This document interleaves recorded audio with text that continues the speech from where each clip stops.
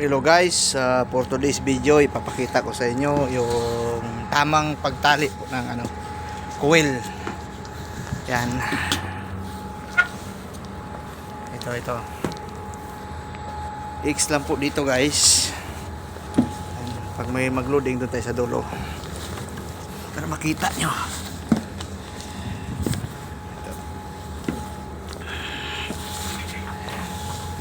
Dito. Yan, ito po yung belt. Yan. Sa ibabaw, X lang po siya. Yan. Tapos, dito naman sa kabila. Yan, X din.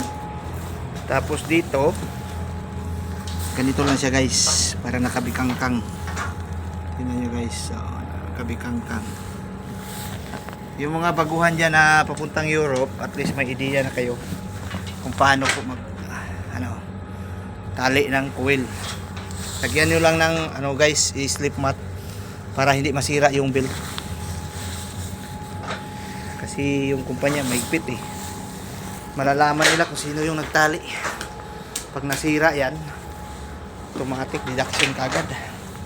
4 na coil yan guys. So 4 na coil. Pare-pareho lang X Yan. Yung ilalim nito guys ng kahoy, ito may ito, may slip mat para hindi siya dumulas. Yan, nakita niya slip mat yan. Hindi lang naayos, at least may nakahapak doon sa kabila. Ito guys. Ito ngayon yung huli na itatali ko.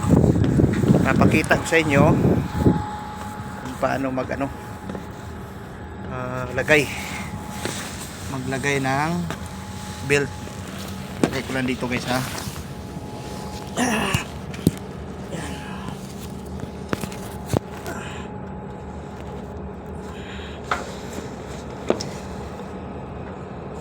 Tapos ba?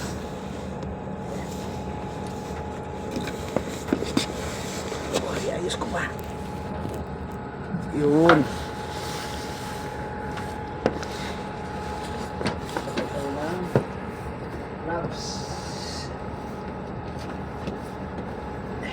Dito sa Europe guys, kailangan may gloves ka talaga.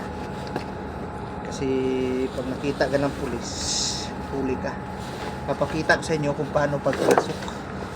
Kailangan guys, tingnan nyo yung kailangan hindi siya lukot-lukot sa pagkatali ba. Kailangan proper. Yan. Ito kailangan nakaharap. Ito dito sa itong niya, pangkapit niya dyan sa trailer. Kailangan nakaharap sa iyo, nakaharap sa pagtali mo rin pagpasok ng strap. Yan, ganyan guys, pasok. Yan, tapos tuputin mo lang dandahan. Dito guys, di kailangan magmadali, kailangan safety talaga dahil mataas yung standard ng Europe. Kailangan bawat galaw mo safety. Dito titingnan mo lang yung butas guys, kung saan ka komportable. Ito makikita naman ito, madudukot mo butas yan, ipasok mo lang siya. Yan. Tapos ngayon higpitan natin ng kunti para mailagay natin tong slip mat guys. Slip mat kailangan mailagay natin para hindi masira yung belt. Dahil pag nakita ng amo natin na nasira itong belt, malamang isa-charge kasi nga hindi proper yung pagkalagay mo. May nag-report dyan.